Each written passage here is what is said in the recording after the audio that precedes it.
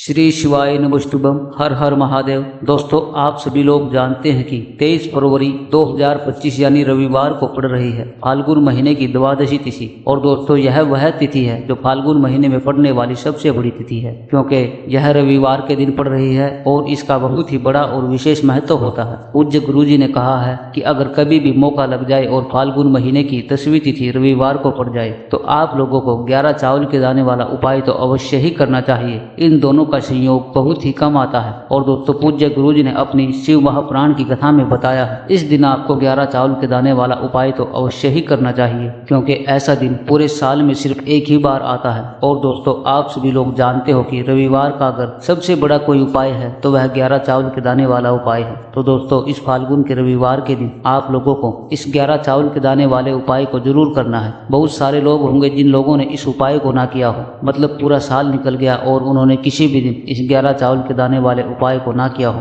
पर दोस्तों, आपके पास एक आखिरी मौका बचा हुआ है जो कि 23 फरवरी के दिन है। तो इस दिन आप लोगों को इस वाले उपाय को जरूर कर लेना है। भले ही आपने पूरे साल भर इस उपाय को ना किया हो, पर अगर आपने इस फाल्गुन महीने के रविवार के दिन अगर इस वाले उपाय को कर लिया तो आपको इस उपाय को करने का वह फल मिलेगा जिसकी आपने कभी कल्पना भी नहीं करी होगी। इसलिए आप लोग इस वाले उपाय को एक बार जरूर कर लेना, ताकि आप लोगों के हाथ से यह मौका ना जा सके और आपको इस उपाय को करने का फल मिल सके। दोस्तों, यह उपाय पंडित जी ने अपनी अभी की ही शिव महापुराण की कथा में बताया है, जिस उपाय को आज हम आपको बहुत अच्छे से समझाने वाले हैं। इस वीडियो को देखने के बाद इस उपाय को समझने के लिए आपको कोई और वीडियो को देखने की जरूरत नहीं पड़ेगी। तो चलिए दोस्तों, उपाय को शुरू करते हैं। देखिए, यह उपाय इस फाल्गुन महीने के रविवार के दिन यह इतना खास होता है, इतना महत्वपूर्ण होता है। देखा गया है कभी कभी बड़े बड़े पूजा पाठ अनुष्ठान से जो मनोकामनाएं पूर्ण नहीं होते हैं, वह इस फाल्गुन महीने के रविवार के दिन एक छोटा सा उपाय करने से ही आपकी मनोकामनाएं पूर्ण हो जाती हैं। और बहुत सारे लोगों ने इस उपाय को किया भी है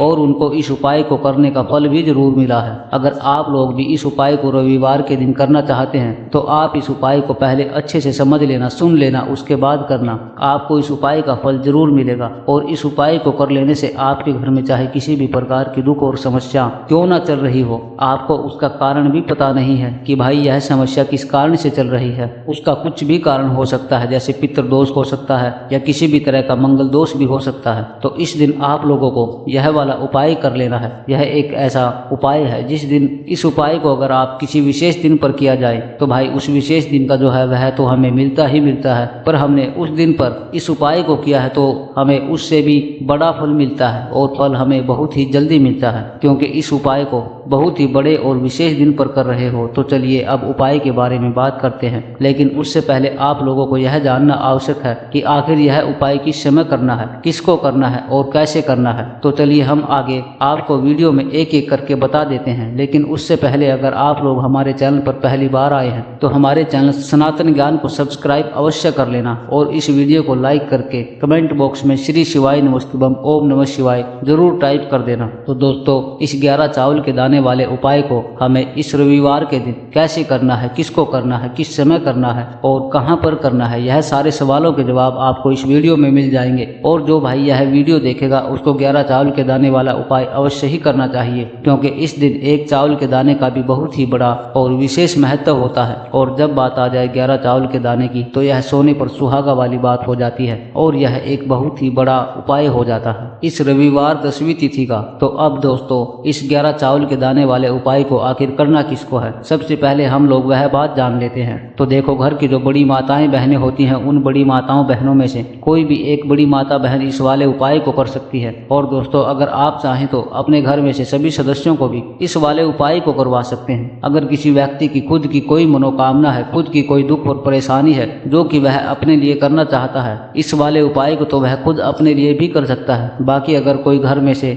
ऐसा है जो कि अपने पूरे परिवार की सुख और शांति के लिए यह वाला उपाय करना चाहता है तो भाई वह भी कर सकता है, उसमें भी कोई दिक्कत वाली बात नहीं है। कहने का मतलब यह है कि इस उपाय को हर एक सदस्य भी कर सकता है और पूरे घर परिवार के सदस्य के लिए घर की बड़ी माताओं बहनों में से कोई एक माता बहन भी कर सकती है। माताएं बहनें अगर घर में उपस्थित ना हो या फिर यह वाला उपाय ना कर पा रही हो तो फिर घर का कोई बड़ा सदस्य भी इस 11 चावल के दाने वाले उपाय को कर सकता है, चाहे फिर वह पुरुष ही क्यों ना हो, उसमें भी कोई दिक्कत वाली बात नहीं है। अब दोस्तों इस 11 चावल के दाने वाले उपाय को हमें करना कहाँ पर है? हमें इसे शिव जी के मंदिर में जाकर ही करना है। बहुत सारे लोग प्रश्न करते हैं हर एक उपाय को करते समय क्या हम इस उपाय को घर पर कर सकते हैं? तो इस वाले उपाय को अगर आप घर पर नहीं कर सकते हो, इस वाले उपाय को करने के लिए आपको शिव जी के मंदिर में ही जाना पड़ेगा। उसके बाद में दोस्तों अगला प्रश्न निकल करके आता है, वह यह आता है इस उपाय को लेकर कि आखिरी इस उपाय को हम किस समय करना है? सुबह के समय करना है कि शाम के समय करना है? तो देखो इस वाले उपाय को आप लोग सुबह के समय में भी कर सकते हो और शाम के समय प्रदोष काल में भी कर सकते हो। अब अगर पूछो कि भाई सबसे उत्तम समय कौन सा रहेगा इस 11 चावल के दाने वाले उपाय को करने का, तो हम सबसे पहले यही कहेंगे इस उपाय को आप सुबह के समय में भी करोगे तो ज्यादा बेहतर होगा। बाकी अगर प्रदोष काल के समय शाम के समय में भी करोगे तो भी अच्छा होगा, उसमें भी कोई दिक्कत वाली बात नहीं है। तो अब दोस्तों जो अगली सबसे बड़ी और महत्वपूर्ण बात आती है वह यह आती है कि सुबह हम उपाय को करेंगे तो हमें कितने बजे से लेकर के कितने बजे के बीच में करना है, और शाम के समय प्रदोष काल में करेंगे तो हमें कितने बजे से लेकर के कितने बजे के बीच में करना है। तो देखो सुबह जितनी जल्दी हो सके आप उपाय को करने की कोशिश करना। बाकी अगर किसी कारणवश लेट भी हो जाओ, थोड़ी देर भी हो जाए, तो 10 या 11 बजे तक भी आप उपाय को कर लेना। लेकिन ध्यान रहे 12 बजे से ज्यादा देरी ना हो, इस बात का आपको विशेष ध्यान रखना है। उसके बाद में दोस्तों अगर शाम के समय प्रदोष काल की बात करें तो प्रदोष काल का जो समय होता है वह शाम के 6 बजे से शुरू हो जाता है। मतलब शाम के 6 बजे से लेकर के 7 बजे के बीच का जो समय होता है यह समय प्रदोष काल का समय होता है। पर अभी जो मौसम चल रहा है इस मौसम में जो है शाम बहुत जल्दी हो जाती है, तो आप इस उपाय को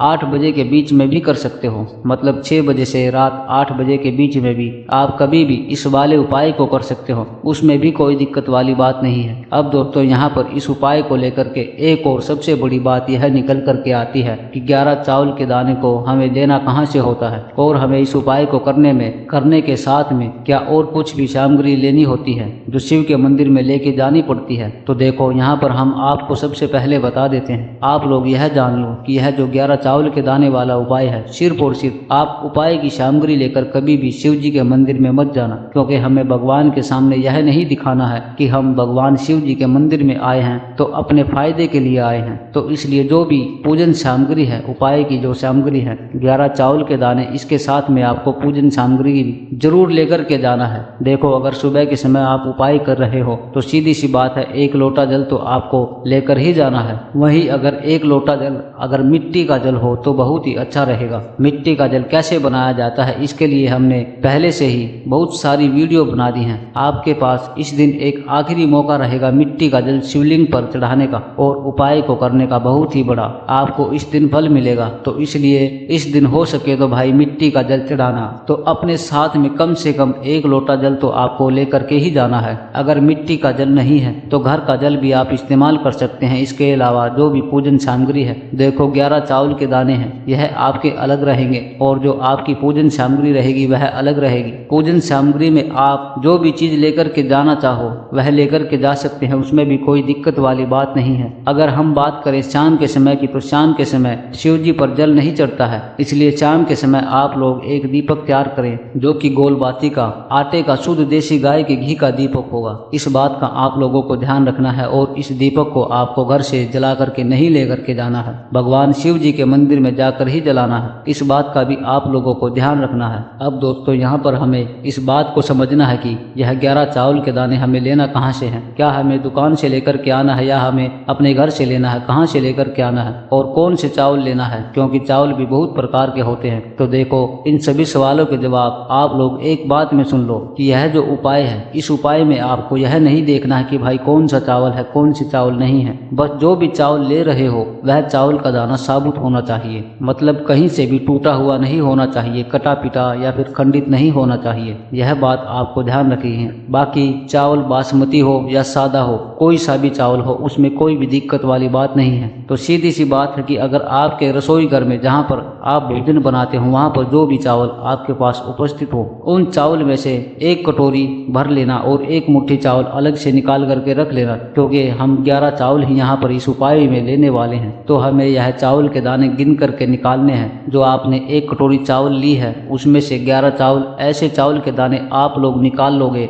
जो कि टूटे हुए ना हो, कटे पटे ना हो, जिनमें कोई दाग ना लगा हुआ हो। साबुत अच्छे चावल के दाने 11 दाने दाने आप लोग निकाल करके रख लो। इन्हें किसी एक कागज की पुड़िया में या फिर कोई एक छोटी सी कटोरी में आप लोग रख लेंगे ताकि यह सुरक्षित रहे। आपको एक भी चावल का दाना इधर उधर नहीं जाना चाहिए और आपका उपाय भी अच्छे से पूरा हो जाए। तो भाई जैसे ही आपका उपाय की जो सामग्री है 11 चावल के दाने यह तैयार हो जाते हैं, उसके बाद में आपको जो भी अपनी पूजन सामग्री है सुबह के समय में कर रहे हो तो 1 लोटा जल पूजन सामग्री जो लेकर के जाना चाहो उसकी भी तैयारी कर लेना। और शाम के समय जा रहे हो तो भाई अपना जो दीपक है उसे तैयार कर लेना और उपाय को करते समय शुद्धता का विशेष ध्यान रखना है। सुबह सुबह स्नान करने के बाद ही उपाय को करने की आप लोग तैयारी करना। उसके बाद अगर शाम के समय की बात करें तो शाम का समय आपको स्नान करने की जरूरत नहीं है, पर शुद्धता का विशेष रूप से ध्यान रखना है। आपको स्नान तो नहीं करेंगे, आप हाथ मुंह धोकर भी इस वाले उपाय को शाम के समय प्रदोष काल में कर सकते हैं, उसमें कोई दिक्कत वाली बात नहीं है। तो आप अपने उपाय की पूरी सामग्री तैयार करके आपके पास में ही जो आपका शिव मंदिर है वहां पर आप पहुंच जाइए। सबसे पहले शिव मंदिर में जाकर के आप लोगों को उपाय नहीं करना है, पहले भगवान के दर्शन करना है, भगवान से आशीर्वाद प्राप्त करना है, फिर शिव जी की शिवलिंग के पास में आना है। शिवलिंग के पास में आने के बाद आप जो पूजन सामग्री लेकर के आए हैं, जैसे कि सुबह गए होंगे तो 1 लोटा जल और जो भी पूजन सामग्री लेकर के आए हैं आप उनसे भगवान शिव जी का पूजन कीजिए। सबसे पहले तो 1 लोटा जल ही चढ़ेगा,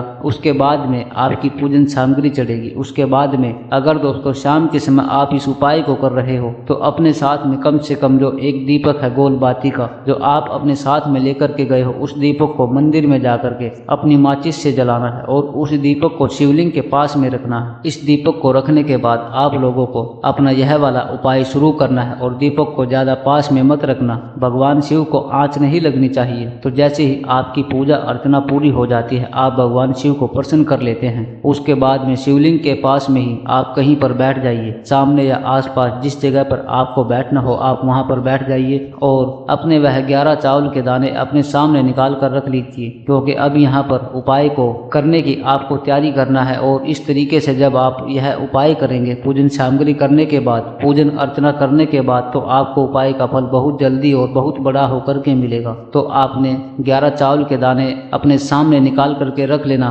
और यह जो उपाय है आपकी सीधे हाथ की हथेली से होगा, इसलिए इस बात का भी विशेष रूप से ध्यान रखना है। तो सीधे हाथ की हथेली का प्रयोग करके ही आप लोग अपना इस वाले उपाय को करना। अपने सामने जो भी आपकी कागज की पुड़िया है उसको खोल करके रख ले, या कटोरी है तो भाई उसमें जो आपने सामने रख लो और अपने वह 11 चावल के दाने निकाल लो। उसके बाद में दोस्तों अब आपको क्या करना है, शिवलिंग आपके सामने होगी तो आपने वह 11 चावल के दाने एक एक करके आपको शिवलिंग जी के, भगवान शिव जी के शिवलिंग के ऊपर चढ़ाना है। कहाँ पर चढ़ाना है? शिवलिंग के ऊपर चढ़ाना है और कहीं भी आपको नहीं चढ़ाना है। आपको अपने हथेली से तो शिवलिंग के ऊपर चढ़ाना है, भले ही फिर वो अपने आप ही जलाधारी पर गिर जाए या इधर उधर कहीं पर भी गिर जाए, उसमें कोई दिक्कत वाली बात नहीं है। पर आप चढ़ाओगे तो शिवलिंग के ऊपर ही आपको क्या करना है, अपना पहला चावल का दाना उठाना है, श्री शिवाय नमस्तुभ्यम बोलना है और शिवलिंग पर वह चावल का दाना चढ़ा देना है। इसी तरीके से दूसरा चावल का दाना उठाना है, शिवलिंग पर चढ़ाना है और आपको मंत्र बोल देना है। फिर तीसरा चावल का दाना उठाना है, श्री शिवाय नमस्तुभ्यम बोलना है और चावल का दाना शिवलिंग पर चढ़ा देना है। इसी प्रकार से आपको पूरे 11 चावल के दाने एक एक करके शिव जी के शिवलिंग के ऊपर चढ़ाना है और भगवान से प्रार्थना करते जाना है। मतलब प्रार्थना तो आपको आखिर में ही करना है,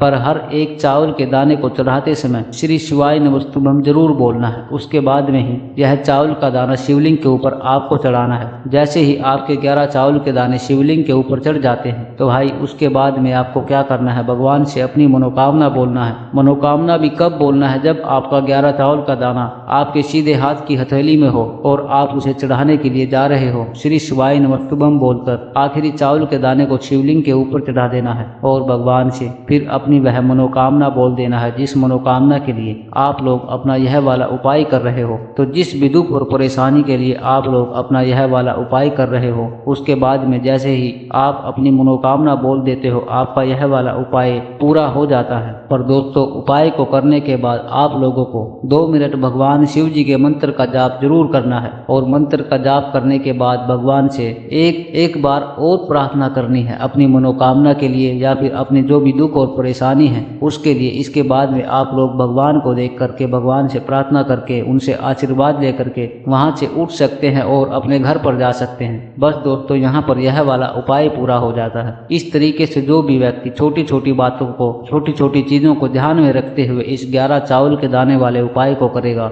निश्चित सी बात है उसे उसकी मनोकामना का फल जरूर ही मिलेगा। उसे उसकी मनोकामना बहुत ही जल्द पूरी हो जाएगी और जो भी दुख और परेशानी है वह भी बहुत ही जल्दी दूर होंगे। और दोस्तों, अगर आपको हमारी यह वीडियो पसंद आई हो तो हमारे इस वीडियो को लाइक करें और चैनल को सब्सक्राइब जरूर करें। श्री शिवाय नमस्तुभम। हर हर महादेव।